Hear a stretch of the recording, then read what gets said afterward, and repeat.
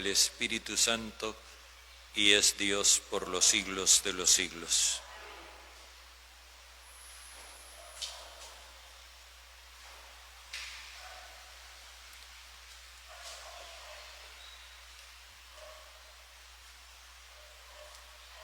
Lectura del libro del Génesis. El hombre se llegó a Eva. Ella concibió, dio a luz a Caín y dijo: he adquirido un hombre con la ayuda del Señor. Después dio a luz a Abel, el hermano. Abel era pastor de ovejas, mientras que Caín trabajaba en el campo. Pasado un tiempo, Caín ofreció al Señor dones de los frutos del campo, y Abel ofreció las primicias y la grasa de sus ovejas.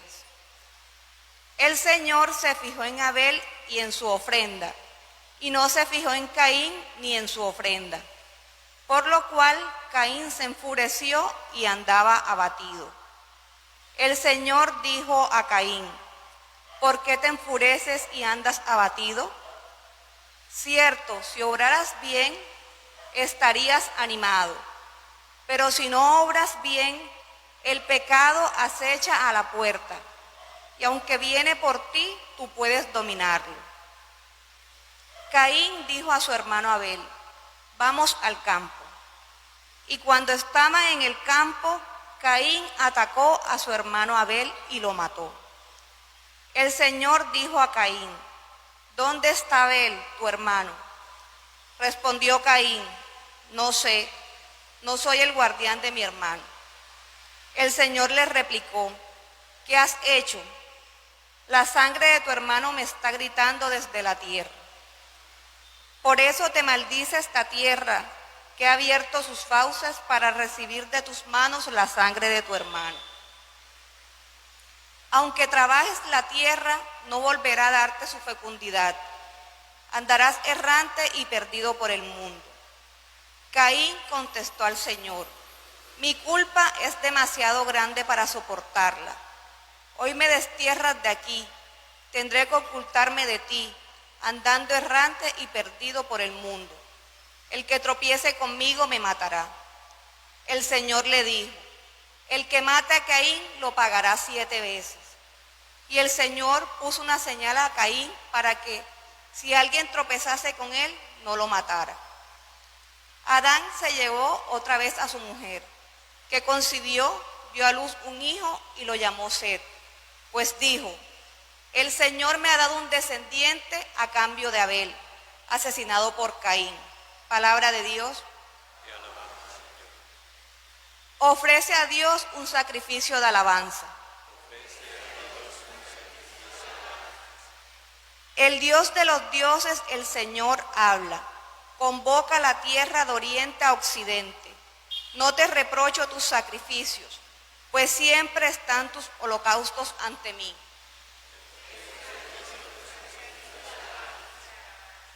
¿Por qué recitas mis preceptos, tú que detestas mi enseñanza, y te acechas a la espalda mis mandatos?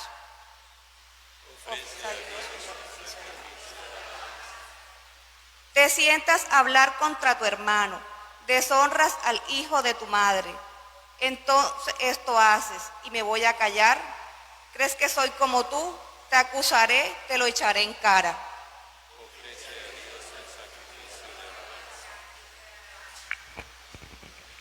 Aleluya,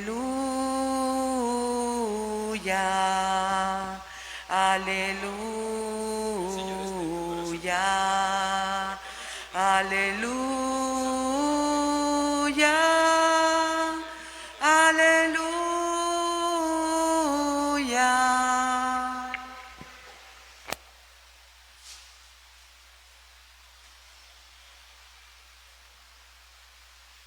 El Señor esté con ustedes. Y con tu espíritu. Lectura del Santo Evangelio según San Marcos. Gloria a ti, Señor. En aquel tiempo se presentaron los fariseos y se pusieron a discutir con Jesús. Para ponerlo a prueba, le pidieron un signo del cielo.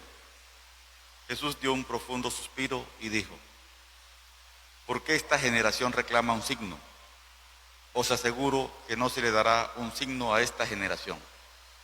Los dejó, se embarcó de nuevo y se fue a la otra orilla. Palabra del Señor. Gloria a ti, Señor Jesús.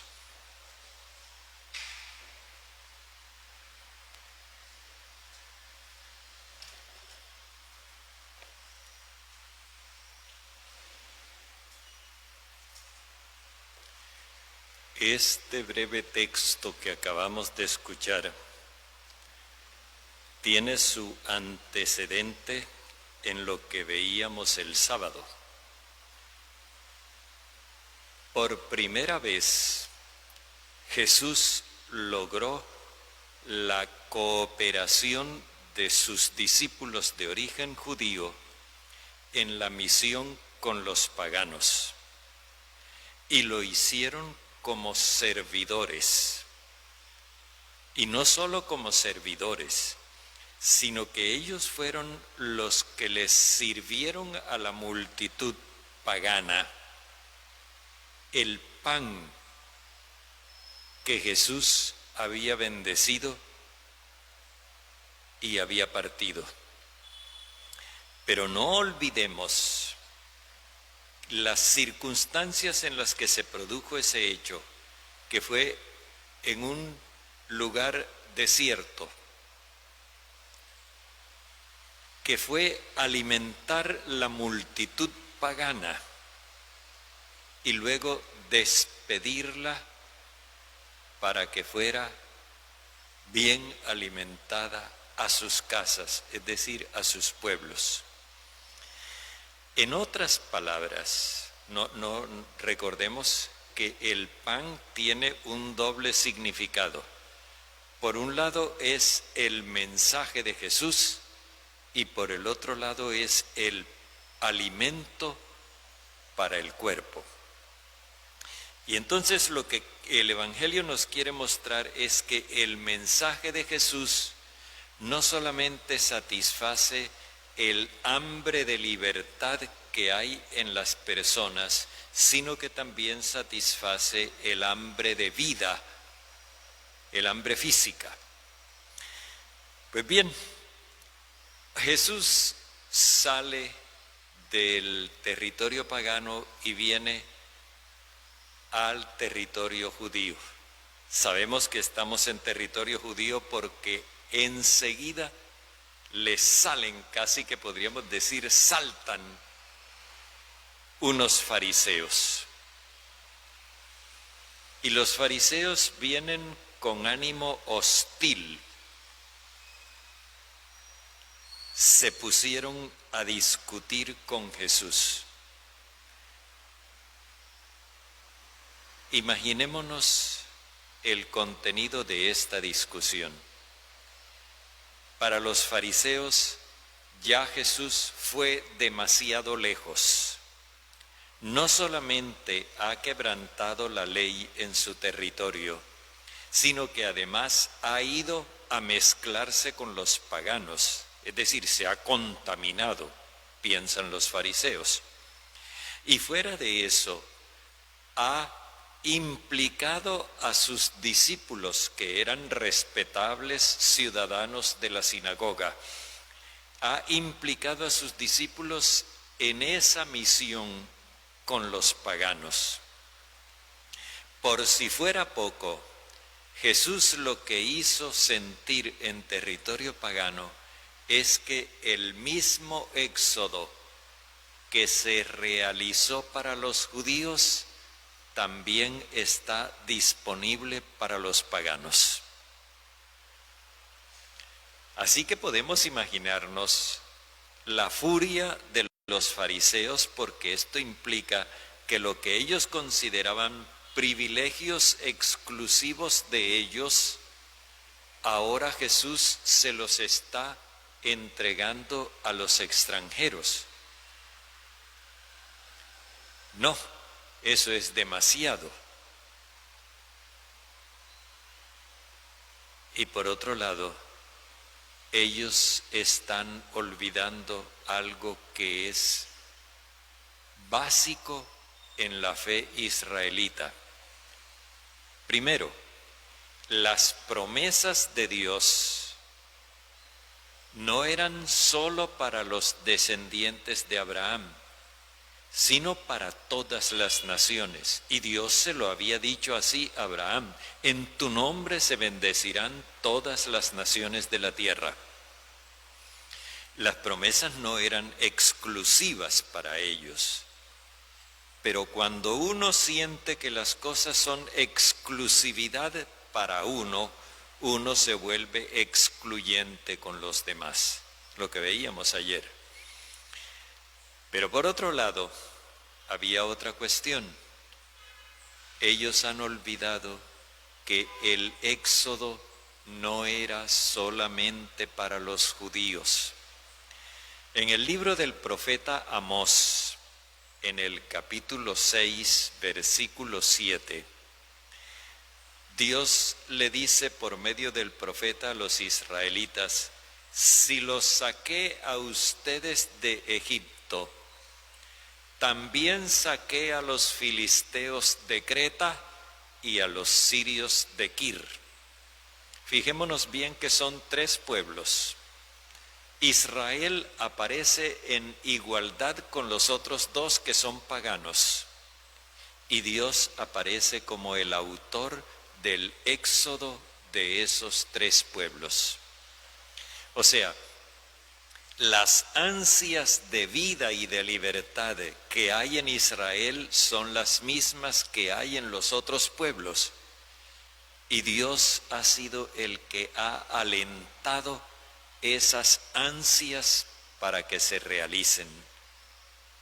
El éxodo no es tampoco una exclusividad de Israel, es algo que Dios ha hecho con todos los pueblos de la tierra y sigue haciéndolo.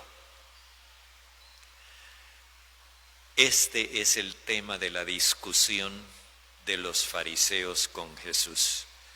Ellos no aceptan lo que Dios había dispuesto, ellos lo habían olvidado, lo habían relegado, y ahora cuando Jesús lo saca a flote para cumplir las promesas de Dios, ellos protestan.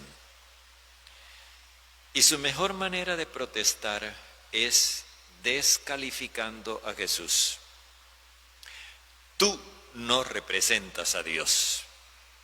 Tú no eres enviado de Dios. Y como para manifestar eso, para probar que Jesús no es enviado de Dios, entonces dice el evangelista, con el fin de tentarlo. ¿Recuerdan quién tentó a Jesús desde el principio del evangelio? Satanás. Ellos ahora encarnan a Satanás. Para tentarlo, le pidieron una señal del cielo. Una señal o un signo, da lo mismo, es la misma traducción. Una señal del cielo implica esto: es un hecho portentoso que solamente se le pueda atribuir a Dios. Por eso se dice del cielo. Los israelitas contaban la historia del Éxodo, mostrando que Dios a través de Moisés había hecho muchas señales contra el faraón. Pero aquí hay un problema. Y es que cuando se presenta a Dios de esa manera, se deja la impresión de que el principal atributo de Dios, la característica fundamental de Dios, podríamos decir, el sello de autenticidad de Dios, es el poder. Y Jesús no va por ahí. Para Jesús, Dios no es poder, Dios es amor. Y el sello característico de Dios es el amor. Así que cuando ellos le están pidiendo una señal del cielo, es decir, una manifestación de poder que solamente se le pueda atribuir a Dios, porque es un poder tan grande que ningún ser humano podría manifestar. Cuando ellos le piden eso a Jesús, lo están tentando, lo están queriendo apartar de su camino. El camino de Jesús es el de la revelación del amor universal del Padre. Ellos quieren que Jesús se aparte de esa línea y se vaya por la línea del poder. Y Jesús les responde, primero dice el evangelista que dio un profundo suspiro. Este suspiro es de tristeza. Jesús se siente triste por la obstinación, el endurecimiento de los fariseos. ¿Recuerdan ustedes cuando estuvimos en la sinagoga? Eso está por allá en el capítulo 3, que Jesús les preguntó, ¿está permitido en sábado curar o no? ¿Salvar una vida o dejarla perecer? Y ellos se quedaron callados. Y Jesús reprobó esa actitud, pero sintió una enorme tristeza porque los fariseos, por su afán de mantener la ley, pero no era la ley. Ya nosotros sabemos que el problema no era que ellos quisieran hacer respetar la ley, porque ellos también se la volaban. El problema era que ellos utilizaban la ley para dominar a la gente. Era un instrumento de dominación. Así que en el fondo hay una dureza de corazón, una insensibilidad ante el sufrimiento ajeno por mantener su poder. A ellos les interesa que Jesús diga que Dios es poder, porque así ellos, que son los poderosos del país, se van a parecer más a Dios. Pero si Jesús dice que Dios es amor, ellos no pueden mostrar hechos de amor y entonces no se van a poder mostrar como representantes de Dios. Jesús siente pena, le da pesar. Esa manera de pensar y de comportarse simplemente por defender unos intereses mezquinos, cuando lo que a Dios le importa es el ser humano. Y entonces Él pregunta, ¿cómo? Esta generación reclama una señal. Les aseguro que no se le dará ninguna señal a esta generación. Jesús excluye, descarta por completo cualquier manifestación de poder. Porque Él lo que vino no fue a mostrar que Dios es poderoso, sino a mostrar que Dios es amoroso. Y lo que Él tiene como tarea es justamente mostrar el amor universal de Dios. Por eso cuando lo crucifiquen, ni se bajará de la cruz, ni lanzará rayos contra los que lo están crucificando, ni matará a nadie. Él no viene a mostrar ese poder que reprime libertades. Él viene a dar testimonio de ese amor que permite la realización de los seres humanos. Así que en vista de esa cerrazón, termina diciéndonos el evangelista, los dejó plantados a los fariseos, los dejó, se embarcó de nuevo y se fue a la otra orilla. Hay más futuro para la buena noticia en el territorio pagano que en el territorio judío. La razón, porque en el territorio pagano la gente está más abierta a ese mensaje del amor universal y en el territorio judío Los fariseos y los letrados se han encargado de que la gente piense como a ellos les conviene y le tienen prácticamente a la gente la cabeza blindada contra el mensaje de Dios. Por eso Jesús se va a la otra orilla. Pensemos que en muchos casos estamos forzando al Señor a irse a la otra orilla por nuestra cerrazón al amor universal, por nuestro embeleco en que Dios es poder. Y de esa forma podemos estar frustrando el designio de Dios sobre nosotros. Reaccionemos a tiempo. El Señor nos está invitando a que seamos testigos del amor. Observemos una vez más que cada vez que venimos a celebrar la Eucaristía, Jesús no nos dice: aquí me tienen, yo soy poderoso, identifíquense conmigo y cada uno de ustedes será irrebatible, tendrá un poder enorme. Jesús no nos hace esa invitación. Nos dice: aquí estoy yo, entregado por ustedes. Hagan ustedes lo mismo en recuerdo mío.